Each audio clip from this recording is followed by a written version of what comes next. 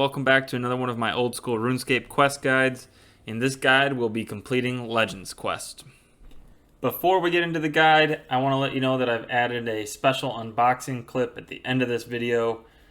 So I hope you stick around and I hope you enjoy that clip. Alright, let's get into it. In order to start Legends Quests, you'll need the quests shown here completed.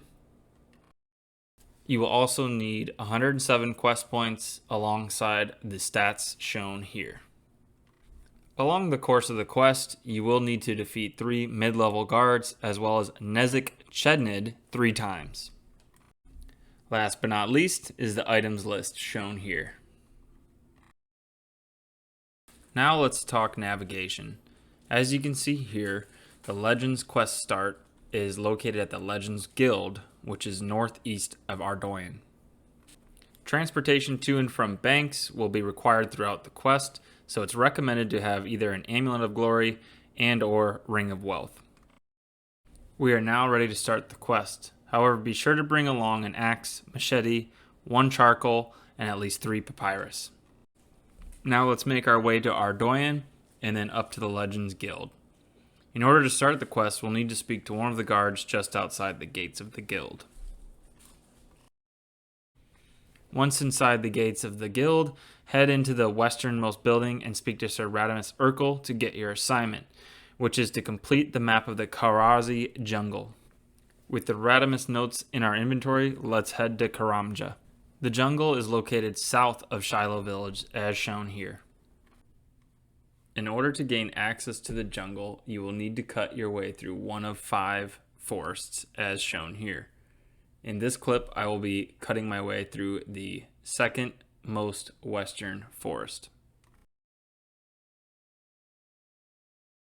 As you can see, I kind of got lost in the forest. Be sure to stay to the left-hand side to get through the forest more easily.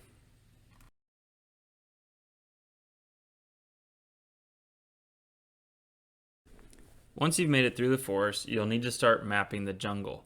This is completed by right-clicking the Radamus notes and selecting Complete. This will use your papyrus and the charcoal to map a portion of the jungle.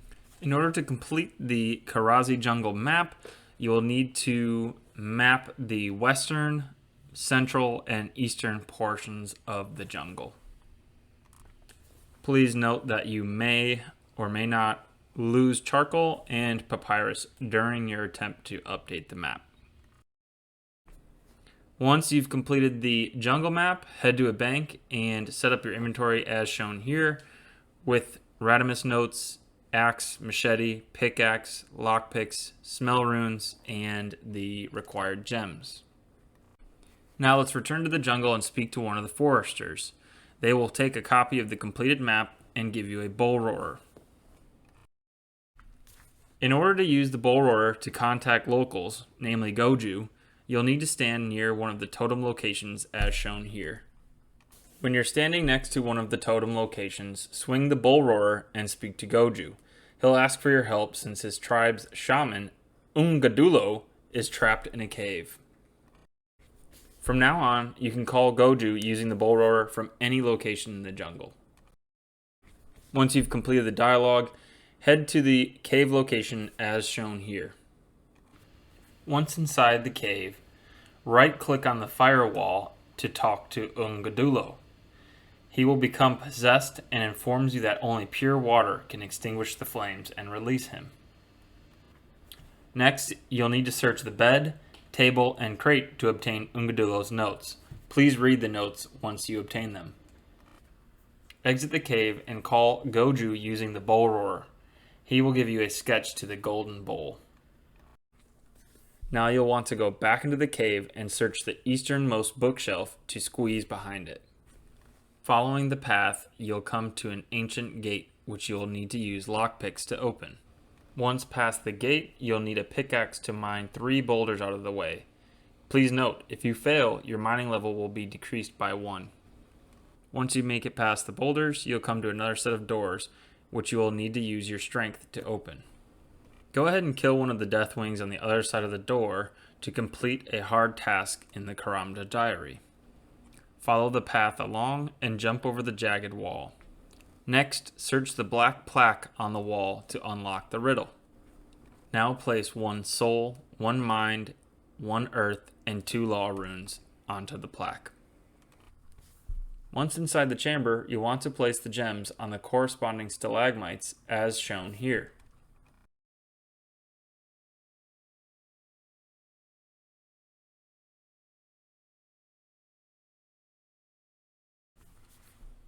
Once you've finished placing the gems on the appropriate stalagmites, a cutscene will begin where the binding book is created and left on the floor. Be sure to pick up the book. Once you've picked up the binding book, you're okay to teleport out of the cave and make your way to a bank. At the bank, be sure to withdraw 2 to 6 gold bars, the sketch from Goju, as well as a hammer, and then make your way to an anvil. Use the gold bars on the anvil to attempt to make the golden bowl. Once you've successfully made a golden bowl, it's time to set up your inventory as shown here, as the next step will be to free Ungadulu, which will require us to fight Nezig-Chenid for the first time. Now let's head back to the jungle and call Goju to bless one of the golden bowls.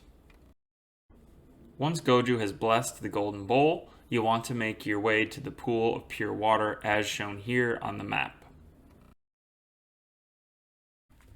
Once you've made it to the pool of pure water, use the machete on the tall reeds on the edge of the pool. Then use the reed on the pool to siphon water into your bowl. Please note that if you leave the jungle, the water may evaporate and you'll have to restart this section. Now let's return to the cave and use the pure water to extinguish the flames long enough for you to cross them. Use your binding book on Ungadulu and defeat Nezig-Chenid for the first time. Now speak to Ungadulu, who will thank you by giving you Yomi tree seeds. Be careful not to attack him, as this will knock you out of the fire octagram. Now head back to the pool of pure water. Gather more water if needed, and use that water on the Yomi tree seeds to germinate them. After germinating the seeds, attempt to refill your bowl again and discover that the pool is now dry. Now let's call Goju to understand what's going on. He will tell us that the water source has been blocked off and that we'll need a Bravery potion to make it through the dark tunnel. In order to make the Bravery potion, you'll need to use Ardrigel and snakeweed on a vial of water. Once you've made the Bravery potion, simply drink it and toss the vial away. Now let's head back into the cave and follow the same steps as we did to complete the obstacles in order to make it to the room where we placed the gems. Once here, we're going to want to head to the door to the north of the pools and cast any charge orb spell. Once we've made it through the door, use your rope on the winch and climb down. Be sure to drink your Bravery potion before doing so. You will now be on a cliff edge covered with rocks. Climb over these rocks to the bottom of the path. Please note that if you fall off, you may take extreme damage. Once you've either made it to the bottom of the path or have fallen off the side, you will need to fight 3 different undead warriors named Ranulf Devere, Ervig Sene, and San Tojalan. Each of these undead warriors will drop either a lump, hunk, or chunk of crystal, which will be smelted together in order to make the heart crystal, as shown here.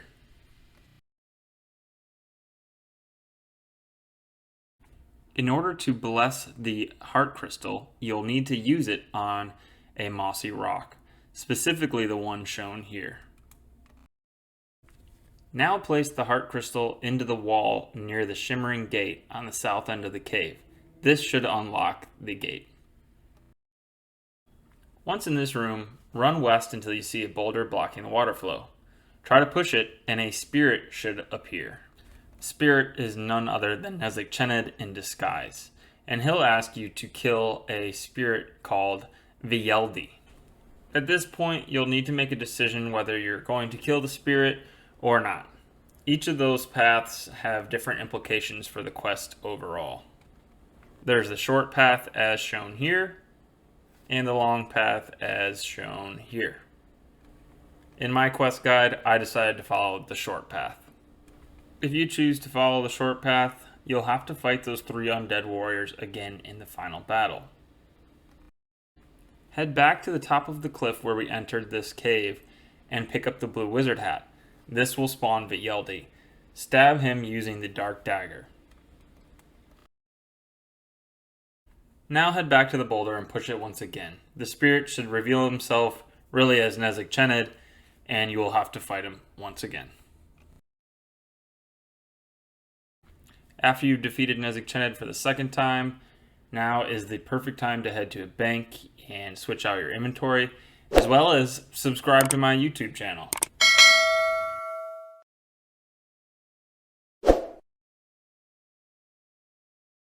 Now it's time to return to the pure water pool, which should now be restored. Fill up your bowl and use the water to germinate the seeds once again. Now call Goju, who will tell you to make a Yomi totem. This will require you to plant the germinated seeds into fertile soil. Once you have done so, the tree will begin to grow. Once the tree reaches its second stage, use your bowl of water on it again. The third and final stage is the adult Yomi tree. Use your axe on it and keep doing this until you've chopped all of the branches off and shaped it into a Yomi totem. Once you have the Yomi totem, head to one of the totem locations in the jungle and attempt to replace it. While replacing the totem, if you chose a short path, Nezek-Chened and the 3 undead warriors will appear. Defeat them one after another, and defeat Nezek-Chened for the 3rd and final time.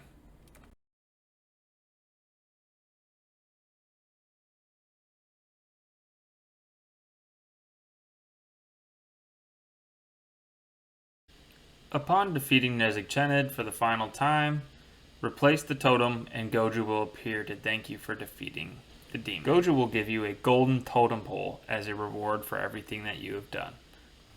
Now it's time to return to Radamus Urkel at the Legends Guild. In doing so, you will give him the Radamus notes and the golden totem. He will reward you by giving you 7,650 experience in 4 skills of your choice. Note that you must pick these skills to complete the quest. Congratulations, you've just completed Legends Quest. Now it's time to gloat in it. Wait, we got the Sarah sword, I forgot about it. Bam! Oh my gosh. Looks so steezy. Look at that cape blowing in the wind. Now that's a legend right there. That's a legend looking dude right there. Oh my gosh. So much drip. So much swag. Right next to the golden gnome. Oh my gosh. Too legit. Alright, well, like I said, that's it for the Legends Quest. I'm stoked. This looks sweet. Yeah, I'm super excited, man. I finally got this thing. I'm excited. Thank you all so much for viewing this quest guide. I know it was a really long one, but as discussed earlier on the video, I have a special unboxing clip, so enjoy. Doing. I think I got this. But yeah, I saw this guy. He has these like 3D printed like RuneScape items on like an Etsy store. If you don't know what Etsy is, it's basically like a platform for people who do like arts and crafts to kind of like open up an online store for people to buy stuff from. So, yeah, essentially, I saw what his work. He does a bunch of like party hats and pickaxes and crystal bow. I think he had some dragon scimitars and stuff. So I contacted him and said, like, I love the Helm of Nedaznot so much. I want to get like a custom piece done, and he said he could. So this is the unboxing. I guess it came in the mail the other day.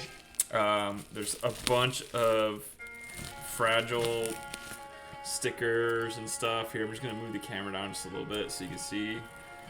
A bunch of fragile stickers. So I'm just gonna cut through this.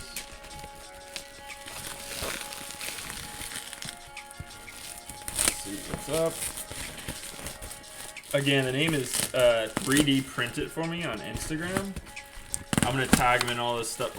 I'm gonna tag him in all this stuff and make sure that, you know, credit is given where credit's due. Opening this thing like a total moron. Ava, don't eat that, please. Okay, so packaging, 10 out of 10. I mean, this thing is like, can't even get it open. Can't even get it open. Yeah, this is the unboxing stuff. Let's check it out. Check it out. Alright, Ava, have fun with that. Don't die. Alright, cool, cool. Let's see what we got here.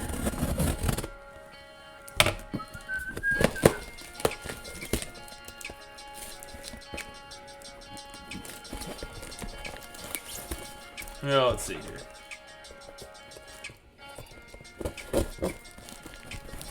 Man, this thing is way packaged up. If it's a bomb and I die, you saw it here first. I love you, Mom. Someone can have my dog, Ava. You know, please look after her. It's her birthday on Monday, so that'd be a sad treat for her if I died. Alright. Oh, okay. We're getting down to the end here. Let's go. Oh my gosh, this thing looks sick already. I can already tell. It's gonna be sweet. Alright. Let's go. Alright, so we're unwrapping it here. Lots of wrapping, lots of wrapping. Oh my gosh, this thing looks so tight. I don't know if y'all had seen on my Instagram some like little teasers or whatever.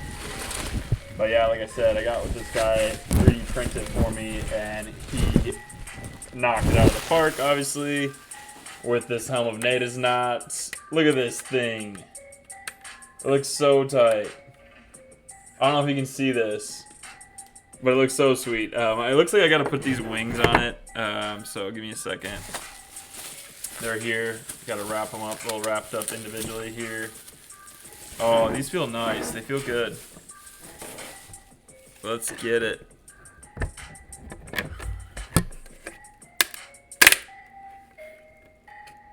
Alright, there it is. It's snapped in. So there's one of the wings on. And the back on here says Gutbuster. I don't know if you can see that. Let me hold it up here for a second. Just so you can see it. This thing is so nasty. Yeah, so it says Gutbuster on there. That's my username, obviously. And has been since the early, 2000s, since I started playing. Let's pop in this other side here. Oh, look at that thing. Look at that. Look at that thing. This thing is amazing. The detail on it is just like, it's nasty. I gotta throw it on. I gotta throw it on and see if it fits. Oh, shit. Oh, shit. How does that fit? Does it look sweet or just totally nerdy? I don't know. Let's see. I got my very own helm of Nada's knot. Nice. Yeah, I mean, this thing is pretty sick. It's pretty sweet. I might have to take out some of the foam padding in there because it just almost prohibits my head from fitting in there as well. But, dude, all in all, it's fucking legit. Even if it just goes on my fucking nightstand. I mean, look at this thing. It's so legit. It's so crispy, so well done. Yeah, I mean, it's unbelievable. Like I said, Gutbuster right in there, in the RuneScape logo even. So, yeah, let's get another shot of that Gutbuster on the back of the helmet. In RuneScape logo. It's just, it's unbelievable.